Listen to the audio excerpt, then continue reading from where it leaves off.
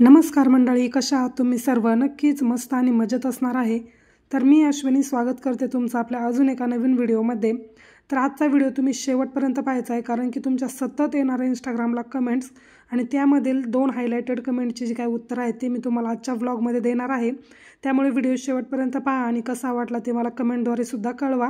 तर चला, व्हिडिओला सुरुवात केलेली आहे. आणि आता हा जो ब्लाऊज आहे ना, त्याला इतके जास्त स्टोन होते की ते काढायला जवळजवळ मला 1 तासपेक्षा जास्त वेळ गेला असेल, कारण की जे काही कस्टमरचं मेजरमेंट होतं ते खूप कमी होतं. त्यामुळे मग जास्त स्टोन काढावे लागले, जेणेकरून की दंडगर वगैरे जे काय आहे ते मोजमाप करताना सुई तुटू नये. आणि काय होतं, जर असे स्टोन वगैरे राहिले तर काढायला पण वेळ जातो आणि ब्लाऊज शिवायला पण वेळ जातो. पण मी कस्टमरकडून कधी जास्त पैसे घेतले नाही जर स्टोनचे ब्लाऊज वगैरे असतील तर ते स्टोन वगैरे काढून झालं, ब्लाऊजसुद्धा स्टिच करून झालं. आणि त्यानंतर मग राहिलं जे काही काम असतं ते म्हणजे फोटोज काढणे, त्यानंतर व्हिडिओज काढणे, कारण की तुमच्याबरोबर सुद्धा मला शेअर करायचे असतात मिनी व्लॉगच्या स्वरूपात, किंवा इंस्टाग्रामला रील्स असतील त्यासाठी मग कधी कधी असे जास्तीचे प्रयत्न घ्यावा लागतात.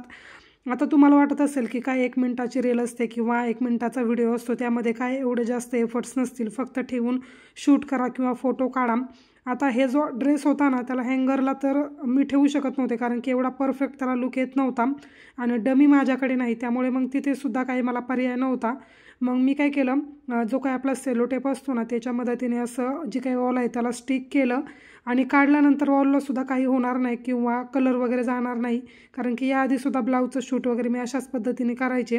आता पाहूयात, पूर्ण सेटअप करायचा प्रयत्न आहे, कारण की एक जी आनंदाची गुड न्यूज आहे ती सुद्धा तुमच्याबरोबर शेअर करेल. येणाऱ्या काही व्हिडिओमध्ये कळेलच तुम्हाला, किंवा जर तुम्ही मला इंस्टाग्रामला फॉलो करत असाल तर तिथे तुम्हाला लवकरच कळून जाईल की नेमकी कोणती गुड न्यूज आहे. तर चला, आता ह्या टॉपचं सुरुवातीला मी शूट करून घेते. त्यानंतर मग एक पेप्लन टॉपसुद्धा होता, कारण की कुर्ती आणि सलवारचं हे एक फॅब्रिक होतं आणि तिला जे आहे ना दोन्ही म्हणजेच कुर्ती शिवून पाहिजे होते, एक शॉर्ट आणि एक लॉंग. तर त्याचंच आता शूट करते. त्याच्यासाठी ते सेलो टेप आहे त्याने स्टिक करून घेतले आणि खूप स्ट्रेट राहतं आणि प्रेस वगैरे झालेला आहे ब्लाऊजला. गळा वगैरे सुद्धा मी कॅनव्हास यूज करूनच करते, जेणेकरून की परफेक्ट फिनिशिंग असं दिसेल. आणि ब्लाऊजचा जो काही म्हणजे फोटोज असतील किंवा ड्रेसचे फोटोज असतील ते सुद्धा खूप ॲट्रॅक्टिव्ह छान येतात. आता त्या जो काही टॉप होता त्याचं शूट झालं. त्यानंतर मग आता दुसरा टॉपचं मी इथे करते. यामध्ये बराचसा वेळ जातो आणि हे जे काम आहे ना ते मला राम झोपल्यानंतरच करायचं असतं, त्यामुळे मग फोटोज वगैरे काढायला काही डिस्टर्ब होत नाही किंवा व्हिडिओ शूट करायला सुद्धा. नाहीतर मग राम जर माझ्यासोबत असला ना, खूपच डिस्टर्बन्स जो काय तो कामामध्ये येत असतो. सुरुवातीला ट्रायपॉड माझे दोन्ही तुटले होते, त्यामुळे शूट करायला खूप डिफिकल्ट जायचं. पण आता माझ्या भावाने मला एक ट्रायपॉड दिला आहे आणि छान त्याच्यामध्ये अँगल्स वगैरे शूट होतात आणि हाईटसुद्धा खूप छान आहे. त्यामुळे मग आता त्यानेच जे काय आहे ते मी शूट करत असते. तर फायनली हा जो टॉप आहे तो सुद्धा झाला आहे. छान असं फिनिशिंग वगैरे आलं होतं आणि जो काही लुक आहे तो सुद्धा खूपच सुंदर आला होता. तर अशा पद्धतीने दोन्ही टॉपचं शूट करून घेतलं. जो काही शिवलेला ब्लाऊज होता त्याला प्रेस करून घेतला आणि आता नंतरचे जे काही ब्लाऊज आहे ना ते मी कट करून शिवण्यासाठी घेते.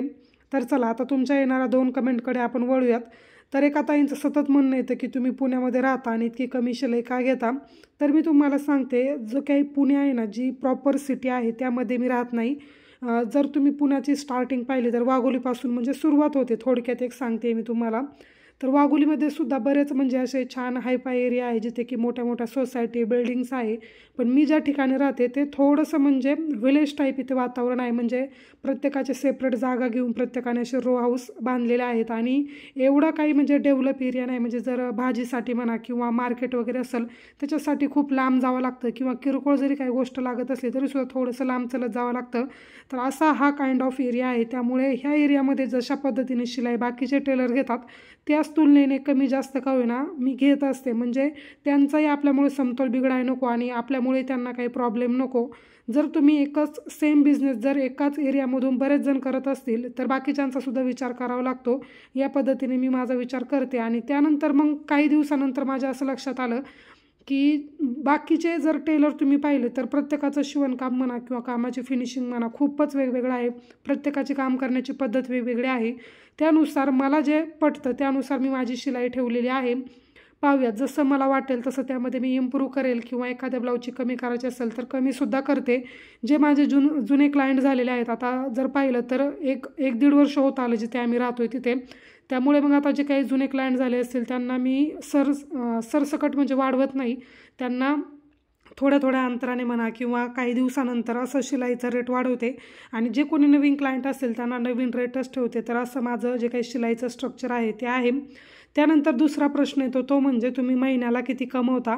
याआधीसुद्धा मी एक व्हिडिओ यावरती डिटेल शेअर केला होता आणि त्यानंतर त्यामध्ये सुद्धा मी सांगितलं होतं की 30 ते 35 हजार रुपये महिन्याला होतात. जर तुम्ही प्रॉपर काम केलं किंवा दिवसभर तुमच्या कामामध्ये व्यवस्थित लक्ष देऊन जे काही काम तुम्ही ठरवले ते पूर्ण केलं तर नक्कीच तेवढे पैसे होतात. त्यासाठी दिवसाचे तुम्हाला 4 ते 5 ब्लाऊज जे आहे ते शिवणं गरजेचं आहे.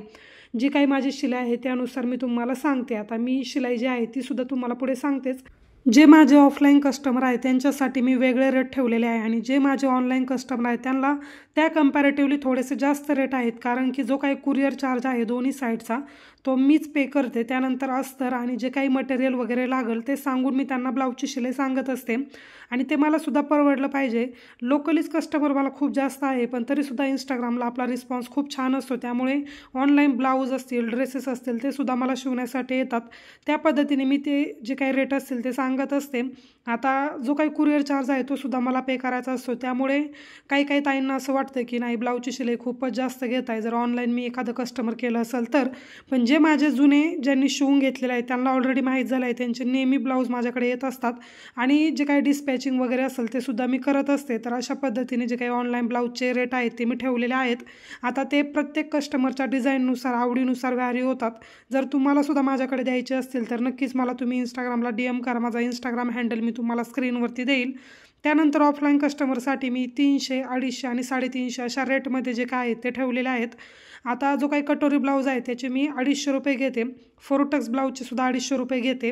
त्यानंतर मग जो काही माझा प्रिन्सेस कट असेल किंवा मग बोटनेक ब्लाऊज असतील याचे 280, 300, 350 अशामध्ये रेट ठेवलेला आहे. कधी कधी याच्यामध्ये मी कमीसुद्धा करते, कारण की जर पंचकोनी गळा असेल, पानगळा असेल, जर सिंपल पद्धतीने केला तर ठीक. अदरवाईज जर कॅनव्हास वगैरे लावून केला तर मी त्याचे एक्स्ट्रा चार्जेस घेते, कारण की माझा वेळसुद्धा त्याच्यामध्ये तेवढाच जातो. त्यामुळे मग प्रत्येक कस्टमरला जसं डिझाईन पाहिजे किंवा त्यांच्या काही अदर रिक्वायरमेंट्स असतील त्यानुसार जे काही रेट आहेत ते मी ठेवलेले आहेत. आणि कस्टमरला जर पटलं तरच ते हो बोलतात, अदरवाईज नाही बोलतात. आणि मी सुद्धा जास्त काय कोणाला फोर्स करत बसत नाही किंवा माझ्याकडे द्या वगैरे. जर मला ते परवडलं तरच मी ते काम घेते, अदरवाईज ते काम मी करत नाही किंवा त्यांना सरळ सांगते की या रेटमध्ये मला परवडत नाही. कारण की रामची जबाबदारी माझ्यावरती आहे आणि मुलांकडे काय होतं, जर तुम्ही जास्तीचं लोडचं काम करत असाल तर ऑब्व्हियसली दुर्लक्ष होतं. माझंसुद्धा होतं. राम आता जेव्हा मी व्हॉइस ओव्हर करते आणि तुमच्याबरोबर व्हिडिओ शेअर करते त्यावेळेससुद्धा राम आजारीच होता. तर मध्यंतरी ना जी काही आपली ऑर्डर होती म्हणजे विटू माऊलीच्या ड्रेस असतील त्यावेळेस काय व्हायचं, जर कामाचा लोड मला जास्त होता त्यामुळे रामकडे माझं बरंच दुर्लक्ष झालं आणि राम खूप आजारी पडला होता. आत्तासुद्धा स्टील तो आजारीच आहे. त्यामुळे मग मला जर परवडलं तरच मी ते काम घेते, अदरवाईज कोणालाही फोर्स वगैरे करत नाही. आणि तसं पण जर जुने क्लायंट झाले किंवा जुने कस्टमर झाले तर शिलाईसुद्धा वेळेवरती देत नाही, मग त्याचा काहीच फायदा होत नाही. त्यामुळे आता जे काही रूल्स असतील किंवा माझ्या बिझनेसच्या रिलेटेड जर मला काही सांगायचं असेल, काही अपडेट द्यायचं असेल तर मी ती व्हॉट्सअपला ठेवते किंवा इंस्टाग्रामद्वारे जर कोणाला मेसेज करायचे असतील तर तिथे करते, म्हणजे जेणेकरून कस्टमरला सुद्धा राग यायला नको. जर एक 1-1.5, 2-2 महिने जर कस्टमरने ब्लाऊजची शिलाई नाही दिली तर ऑब्व्हियसली मला सुद्धा राग येणारच आहे. त्यामुळे मग जे काही माझं असेल ते मी स्टेटसद्वारे अपडेट करते, अदरवाईज मग फोन कॉल्स वगैरे किंवा पर्सनल जाऊन मेसेजसुद्धा करते. कारण की तो आपला बिझनेस आहे आणि बिझनेसमध्ये असं लाजून बुजून जर तुम्ही काम करत बसले तर नक्कीच तुम्ही वरती येणार नाही. तुम्हाला कामाच्या ठिकाणी स्ट्रिक्टच राहावं लागणार आहे. जर तुमचा स्वभाव असेल की ठीक आहे चला जाऊ द्या, खूप जवळचं कस्टमर आहे, अशा याच्यामध्ये मी कमीसुद्धा करते की नाही खूपच आपले चांगले रिलेशन्स आहे त्यामुळे थोडंसं कमी घ्या. पण कस्टमर कधी कधी आपली कदर करत नाही. त्यामुळे मग बिझनेसच्या ठिकाणी जर तुम्हाला घासघीस करत असेल कस्टमर तर त्या ठिकाणी तुम्ही स्ट्रिक्ट राहणं गरजेचं आहे. आपला बिझनेस एका साईडला ठेवायचा आणि जे काही तुमचं स्वभाव असेल किंवा तुमचं बोलण्याची पद्धत असेल ती एका ठिकाणी ठेवायची, जेणेकरून त्याचा आपल्या बिझनेसवरती काहीच इफेक्ट होत नाही. या सर्वांमधून मी गेलेले आहे त्यामुळे मी आता बऱ्यापैकी मला त्याचा अनुभव आला आहे.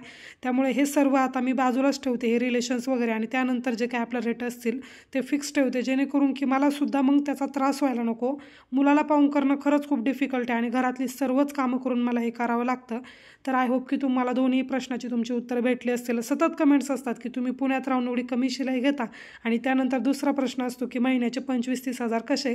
तर काम जर तुम्ही ठरवलेल्या दिवशी जर तेवढं काम केलं ना, तर नक्कीच डेफिनेटली होतात. आता मी 1 वर्ष झाले मला करून, त्यामुळे मला बऱ्यापैकी अंदाज आला आहे. कधी कधी राम आजारी असेल, मी आजारी असेल, तर थोडंफार फ्लक्च्युएट होतं. पण अदरवाईज जर सीझनल काम असेल, समजा दिवाळी असेल किंवा दसरा असेल, अशा ठिकाणी तुमचं जे काही इन्कम आहे ते ऑब्व्हियसली इन्क्रीज होतं. मग एखाद्या मंथमध्ये जर तुमचं कमी झालं तर तुम्ही ते वाढवूसुद्धा शकता. जर अशी संधी असेल, दिवाळी किंवा एकादशी असेल, त्यावेळेस परकर पोलक्याच्या ऑर्डर असतील, हे सर्व तुम्ही करू शकता, जेणेकरून की ज्या मंथमध्ये तुमचं कमी झालं त्याची जी काय भर असेल ते तुम्ही नेक्स्ट मंथमध्ये भरून काढू शकता.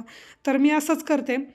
एखाद्या मंथमध्ये जर काम जास्त नाही झालं किंवा रामने कोऑपरेट नाही केलं किंवा मलासुद्धा जास्तीचं काम नाही झालं, तर नेक्स्ट मंथमध्ये मी त्याचं टार्गेट करते की जेणेकरून जी काही कमतरता झाली होती किंवा जे काही रेट आहे त्याच्यापेक्षा जास्त कसं करता येईल याच्याकडे माझं लक्ष असतं.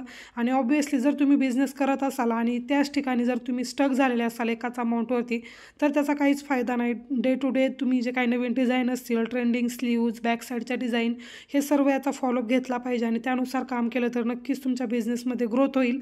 तर चला, असा माझा जो काही छोटासा अनुभव होता तो तुमच्याबरोबर शेअर केला. आय नो की व्लॉग खूपच कमी आणि छोटासा झाला आहे, पण नेक्स्ट जे काही व्लॉग येतील ते नक्कीच मी मोठे करण्याचा प्रयत्न करेल.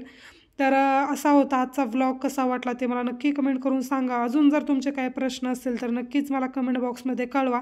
त्या सर्व प्रश्नांची उत्तर मी तुम्हाला नेक्स्ट व्हिडिओमध्ये देईल. बाकी व्हिडिओ कसा वाटला ते मला कळवा आणि आपण भेटूयात नेक्स्ट व्हिडिओमध्ये. तोपर्यंत सर्वांनी काळजी घ्या. So take care friends and bye.